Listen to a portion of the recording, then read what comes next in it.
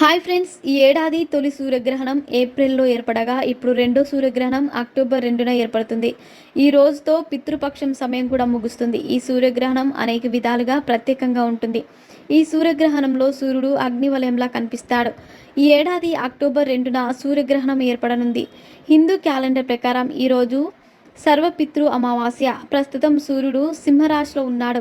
September 16న సూర్యుడు తన రాశిని మారుస్తాడు. సింహరాశిని వీడి కన్యరాశిలోకి ప్రవేశిస్తాడు. అటువంటి సమయంలో కన్యరాశిలో ఈ గ్రహణం ఏర్పడుతుంది. సూర్యగ్రహణం సంభవించినప్పుడు సూర్యుడు కన్యరాశిలో ఉంటాడు. అక్టోబర్ 2న సూర్యగ్రహణం ఏర్పడితే ఆ రోజు పితృపక్షానికి చివరి రోజు. దీనిని సర్వపితృ అమావాస్య అంటారు.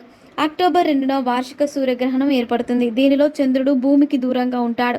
సూర్యుడు భూమికి మధ్య చంద్రుడు వెళ్తాడు. అందువల్ల సూర్యకాంతి భూమిని పూర్తిగా చేరలేదు. ఈ సమయంలో చంద్రుడు సూర్యుడిని పూర్తిగా కవర్ చేయడు. అందువల్ల ఈ సూర్యగ్రహణం అగ్నివలయంలా కనిపిస్తుంది. రాత్రిపూట సూర్యగ్రహణం మెరుస్తున్న ఉంగరంగా కనిపిస్తుంది. అందుకే దీనిని రింగ్ ఆఫ్ ఫైర్ అంటారు. నాసా విడుదల చేసిన నివేదిక ప్రకారం ఈ గ్రహణం దక్షిణ అమెరికా అంటార్కిటికాలో సంభవిస్తుంది. పసిఫిక్ అట్లాంటిక్ మహాసముద్రం ఉత్తర అమెరికాలో కూడా కనిపిస్తుంది. యుఎస్ స్థానిక కాలమానం ప్రకారం పాక్షిక గ్రహణం ఉదయం 11:42 గంటలకు సూర్యునికి ఎదురుగా చంద్రుడు వెళ్ళినప్పుడు ప్రారంభమవుతుంది. దీని తర్వాత దక్షిణ పసిఫిక్ మహాసముద్రంలో మధ్యాహ్నం 12:50 గంటలకు వార్షిక సూర్యగ్రహణం ప్రారంభమవుతుంది. రింగ్ ఆఫ్ ఫైర్ సాయంత్రం 4:39 గంటలకు అట్లాంటిక్ మహాసముద్రంలో ముగుస్తుంది. దక్షిణ అట్లాంటిక్ మహాసముద్రంలో 5:47 గంటలకు సూర్యగ్రహణం ముగుస్తుంది. ఇది భారత్లో కనిపించకపోవడం వల్ల సూతకాలం పరిగణించరు. దీని ప్రభావం కూడా ఎవరి మీద ఉండదు.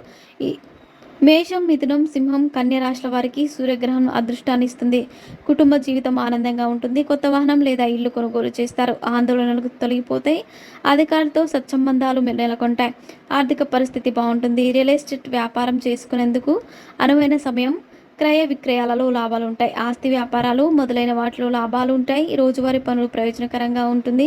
గౌరవం పెరుగుతుంది. ఆర్థికంగా లాభాలు ఆర్జించే అవకాశం ఉంది. వ్యాపారపరంగా ఇది చాలా మంచి సమయం. పాత మిత్రులను కలుసుకుంటారు. కొన్ని శుభవార్తలు అందుతాయి.